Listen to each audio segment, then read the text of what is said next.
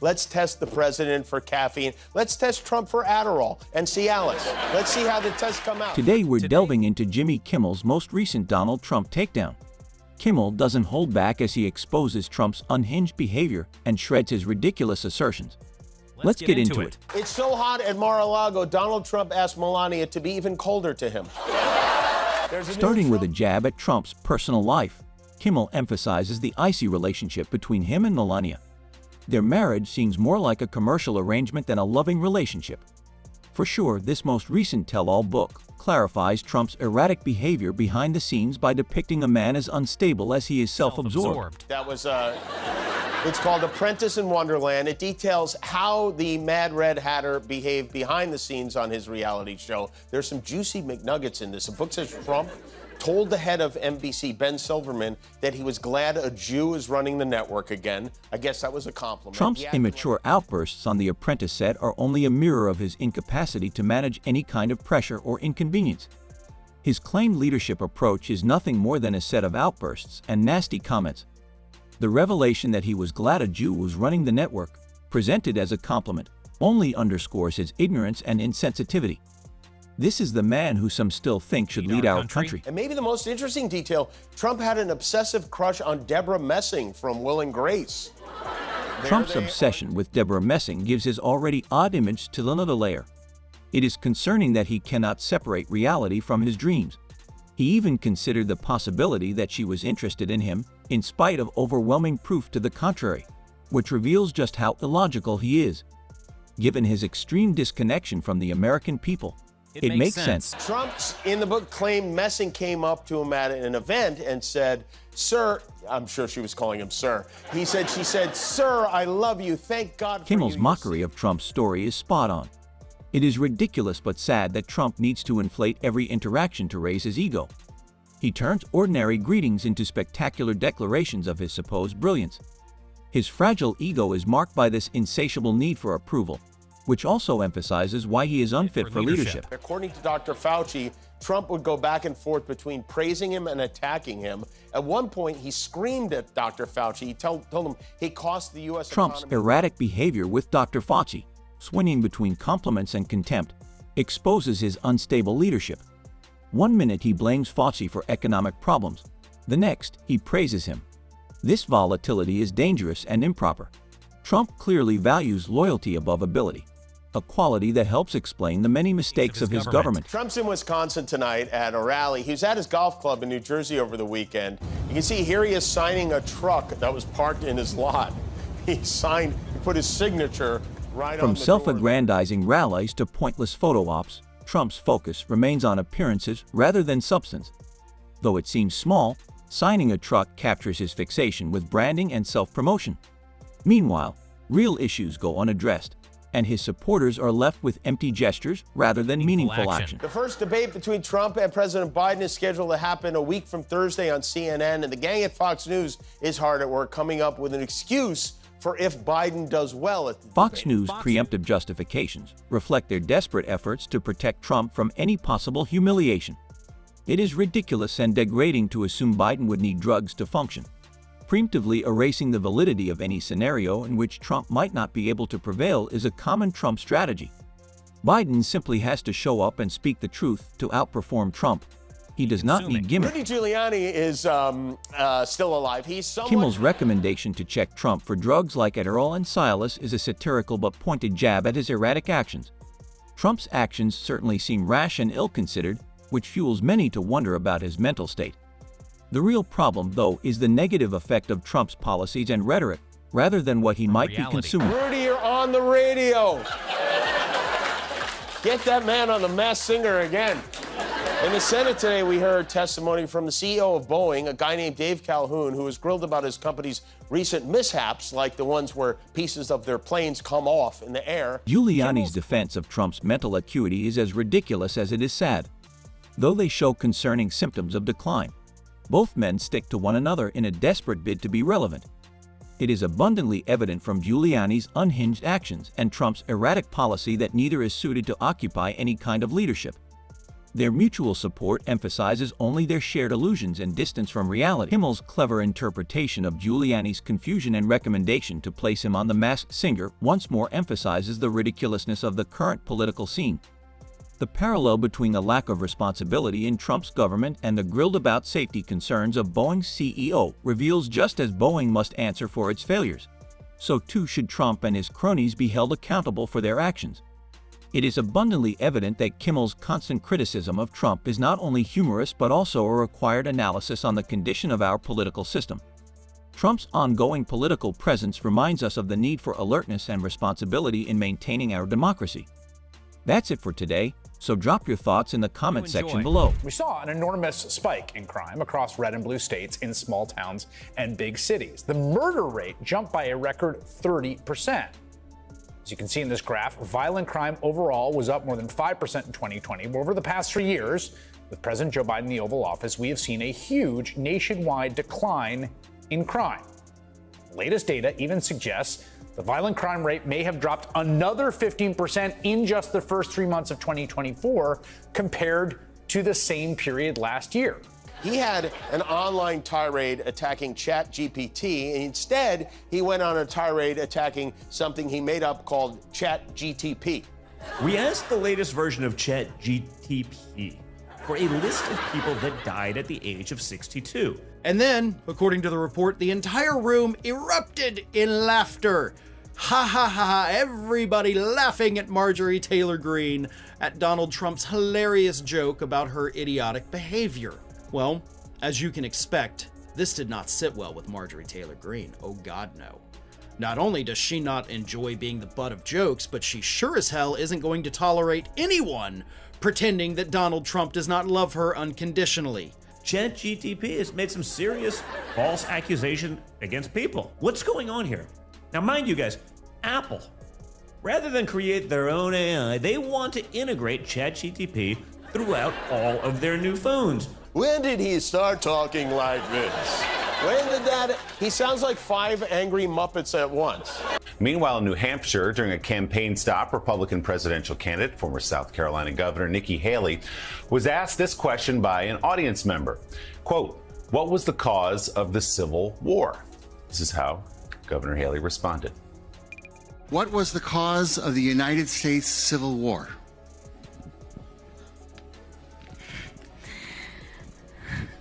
Well, don't come with an easy question or anything. I mean, I think the cause of the Civil War was basically how government was going to run. It's like one runs the spectrum from Kermit all the way to Scooter. When are we gonna say enough is enough to Joe Biden? Meanwhile, Donald Trump introduced insult comedy to American presidential politics with his nasty nicknames, first for the Republican candidates he was running against in 2016, all of whom then proved themselves to be worthy of even nastier nicknames for publicly offering their complete loyalty to Donald Trump after he humiliated them and insulted some of their wives and gave out their personal phone numbers, things like that. The Trump crime wave is about much more than just the macro statistics. Those are the most important for people lived experience. It is, of course, also about the fact that the man himself is a criminal. Just convicted of 34 felony counts here in New York, a man who surrounds himself with criminals, bringing them on stage at a recent rally and even into the courtroom with him during trial. So, following these reports coming out, Marjorie Taylor Greene freaks out, gets on social media, and says this. Nothing's worse than a reporter that only reports half the story. She left off all the nice compliments President Trump said about me to our conference. President Trump is right. I'm loyal and unapologetically support him everywhere and all the time, and I am capable. That's why I'll be nice to Johnson as long as he's nice to my favorite president. And that means Speaker Johnson better use the full weight of his office to stop the politically weaponized government and pass our Republican agenda, not Biden's agenda. The freedoms and what people could and couldn't do. What do you think the cause of the Civil War was?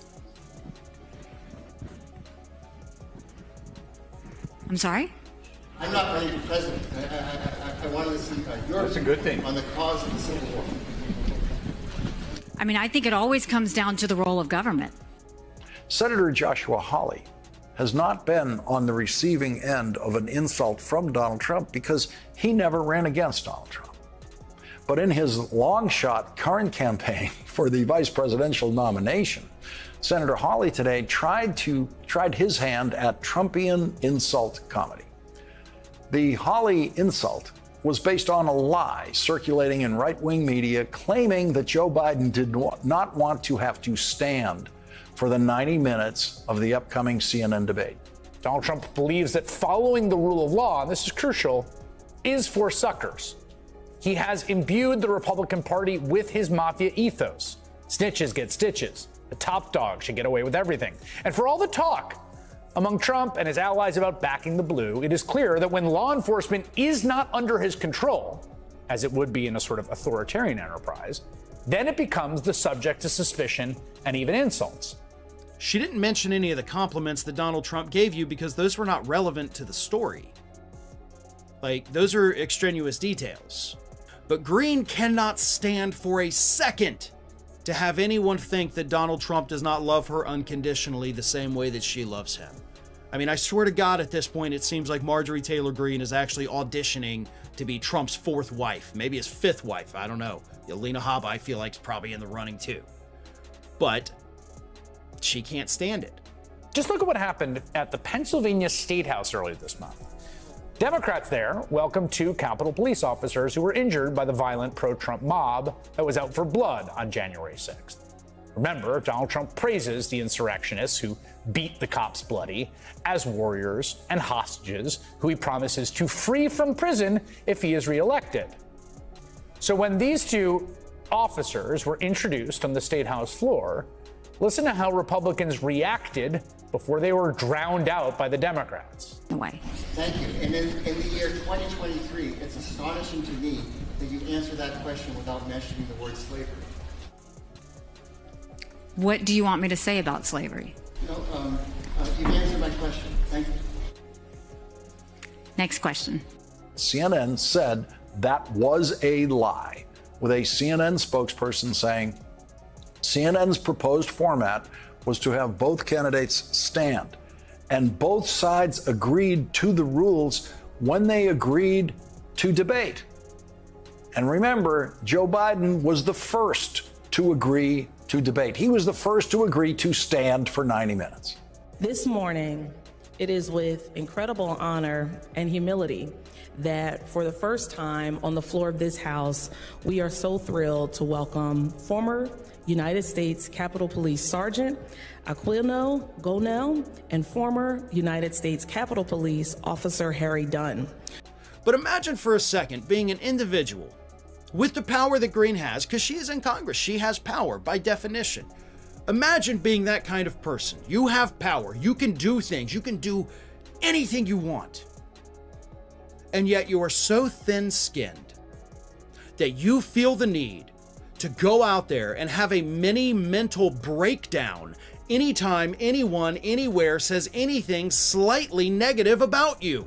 That's what this is about.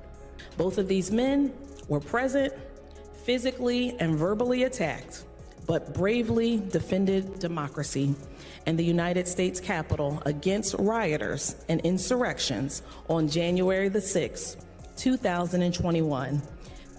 This is an individual that does not have the kind of temperament that we need for people in Washington, D.C.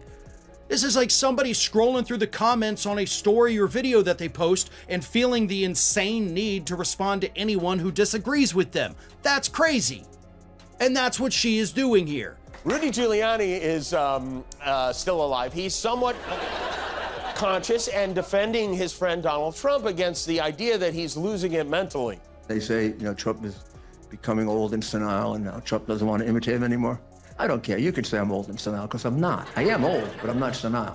It sounds like somebody's in denial about being senile. But the lie that Senator Hawley used to insult Joe Biden revealed just how much he doesn't know about the country he lives in. Senator Hawley tweeted, "He can't stand for 90 minutes, but he's 100% able to be president. Have fun explaining that." Okay, I can explain it in 3 words.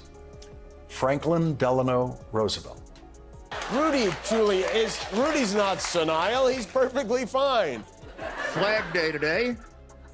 Welcome to America's Mayor Live. Love the free and the brave. True red, white, and blue.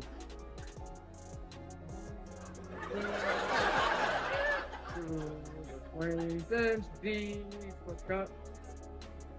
The grand old flag. Rudy, you're on the radio.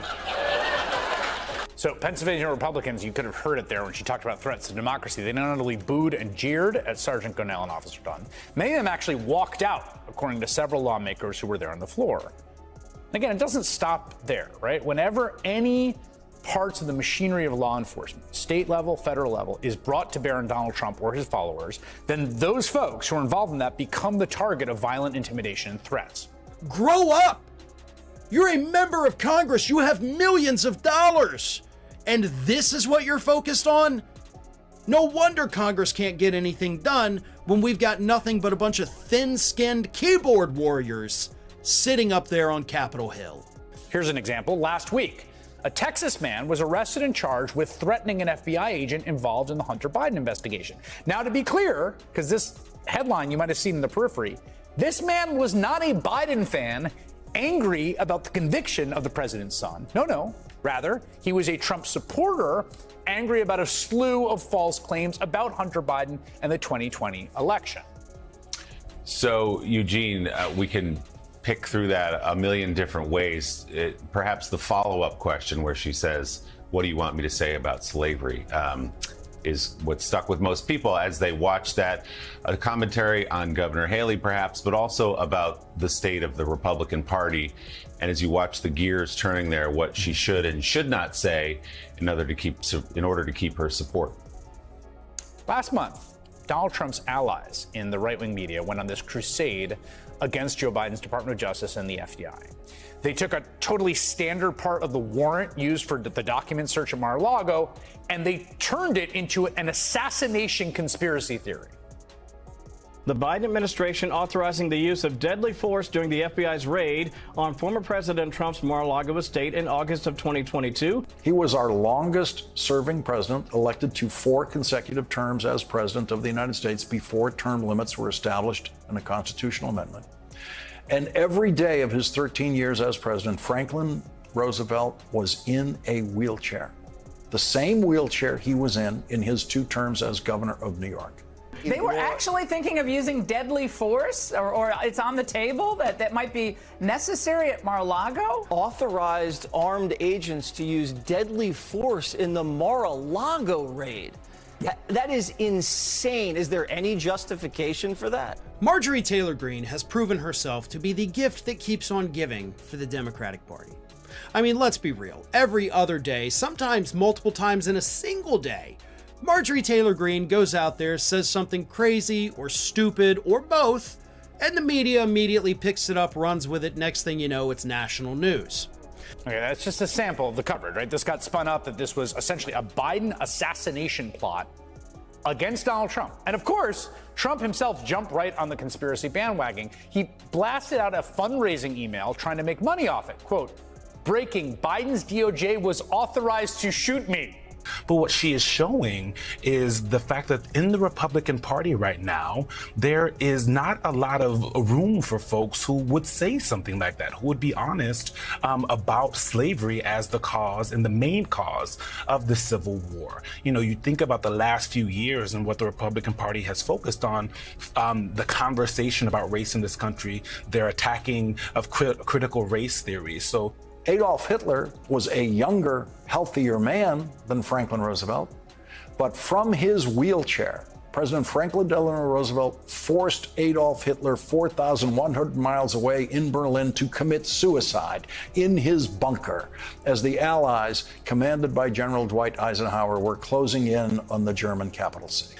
And on top of that, about a year ago was President Biden's campaign that said, we're going to make Marjorie Taylor Greene the poster child of the Republican Party, saying this is who you're voting for if you're voting for Republicans. And I think Marjorie Taylor Greene seems to like that. I mean, she admitted as much on Twitter at the time.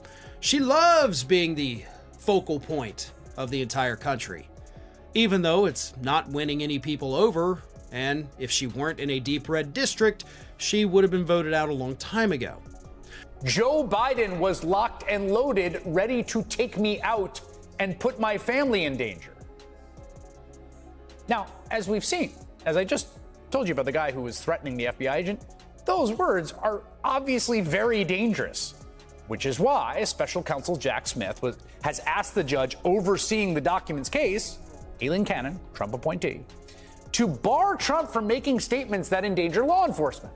There's almost no other answer that she could give in this Republican primary that wouldn't, take some votes away from her as she is moving forward. I will say I got some texts from some of the staffers on the other campaigns of this exact message when it happened. But then when I asked them how their candidate would answer, they got a little pissed off at me and said, you would never ask them that question. And so it tells you that while they want this to knock her, they don't want to answer the question either.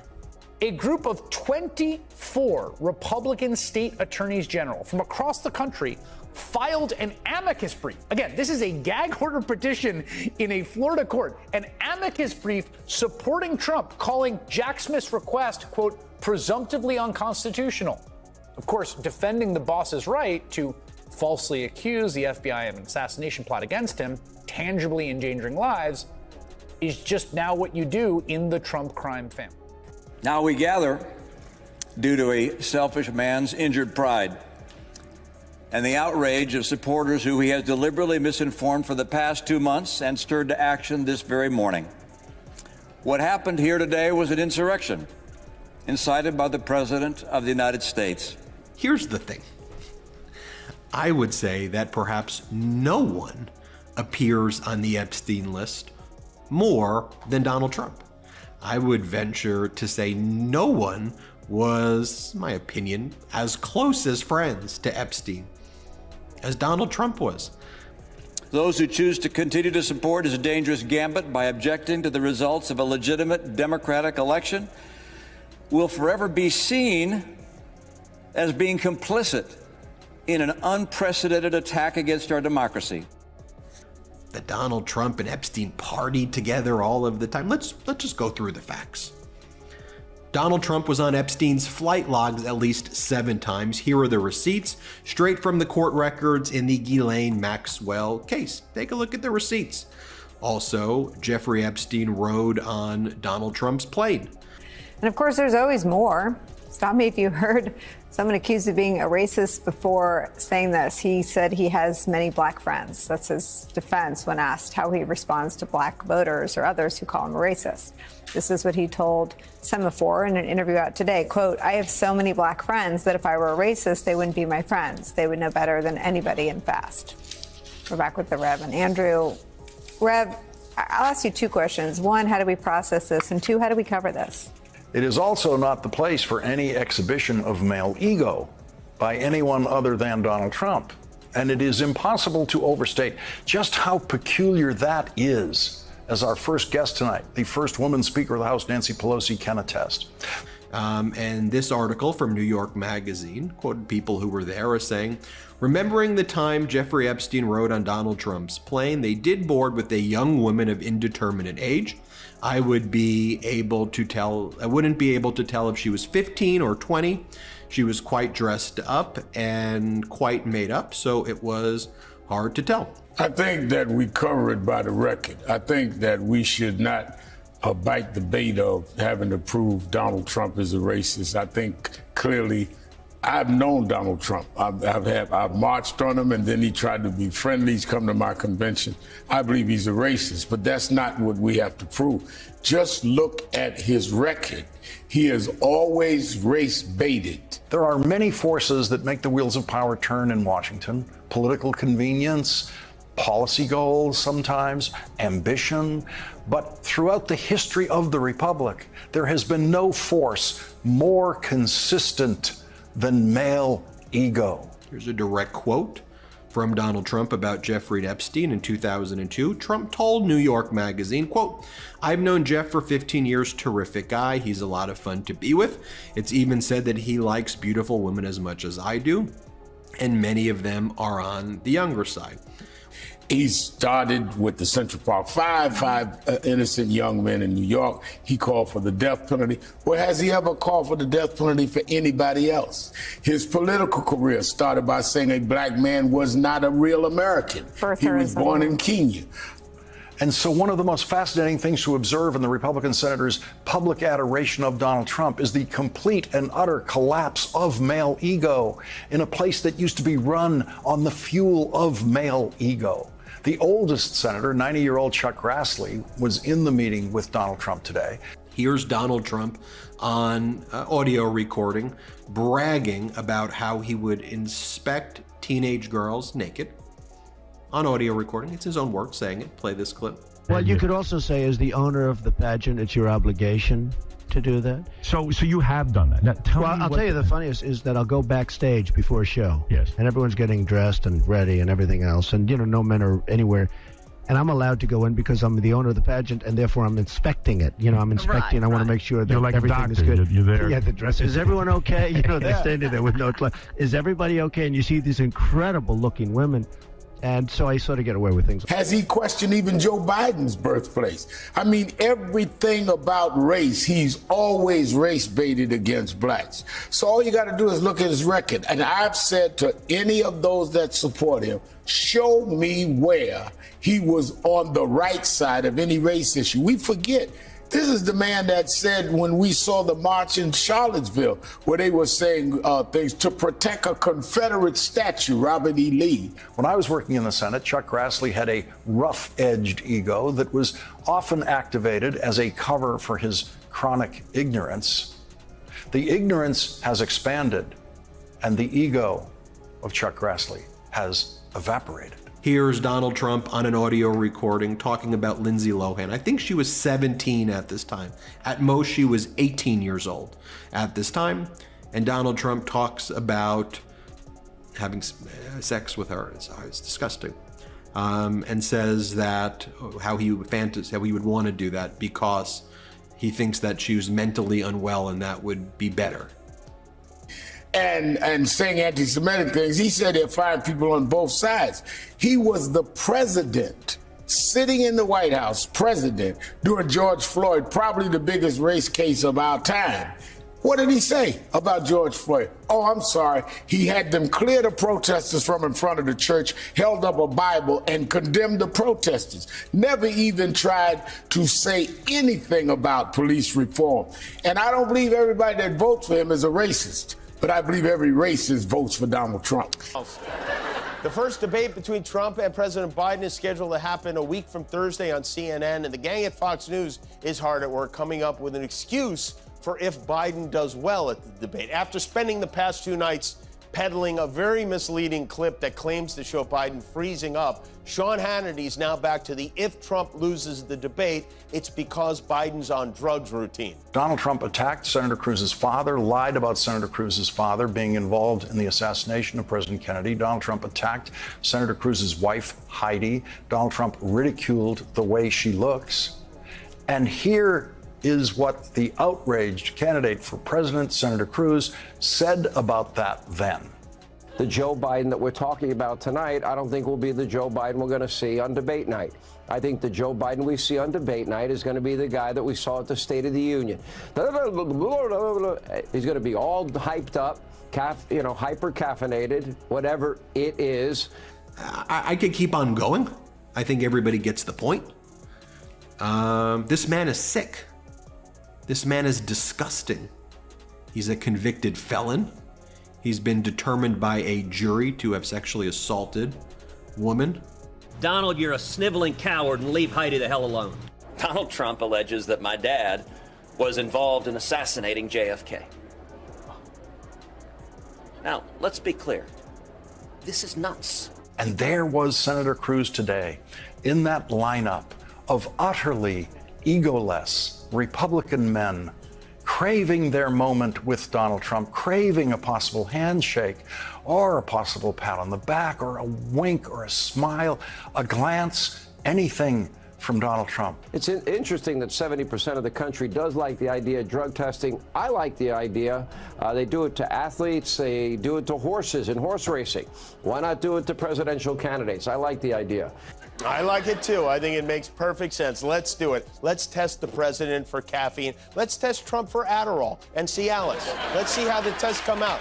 This shouldn't even be our politics.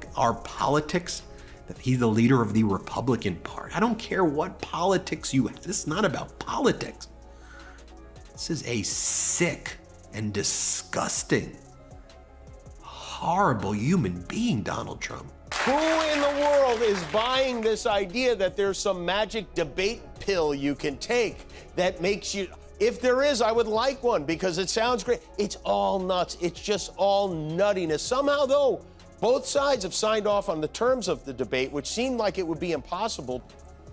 Watch now. Senator Cruz, crave that moment after Donald Trump passes by Senator Cruz and pays more attention to other, more obscure people in the room.